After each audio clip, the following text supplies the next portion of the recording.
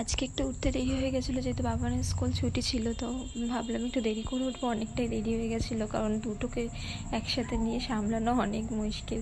তাড়াতাড়ি করে বাসি জামাকাপড়গুলো ছেড়ে বাসন টাসন নিয়ে যে ভাতটা বসিয়ে দিলাম, বাবানের জামাকাপড়গুলো কেচে শুকনো করতে দিলাম।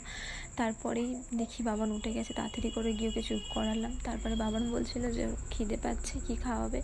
তারপরে ওকে বনরুটিটা তো দিলে খাবে না, তাই জন্য ওকে এরকম করে টোস্ট করে দিলাম। তারপর ওর কাছে যেই নিয়ে গেছি, দেখি যে ছোটো বাবান তখন খেলছিল। তারপর ও যেই খাবারটা নিয়েছে তখন বলছে, মা খুব ভালো হয়েছে খেতে।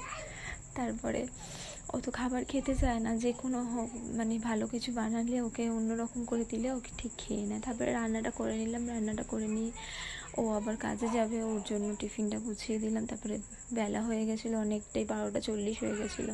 তারপরে বাবানকে চান টান করিয়ে তারপরে দেখি বাবার হাতটা মুখ বাড়িয়ে দিলাম। তারপরে জামাকাপড়গুলো সব শুকনো করে ভাঁজ করছিলাম। তারপরে একটু গেলাম, একটু ওই বাড়ি গেছিলাম বাথরুমে। তারপরে এসে 2 দিন যে টাইম পাইনি দুজনকে সামলাতে গিয়ে, মাথার চুলটাও আসানোর টাইম পাই না। তারপরে ওকে খেলছিলাম, ও আমার ফোনের দিকে তাকিয়ে ও করে কথা বলছে।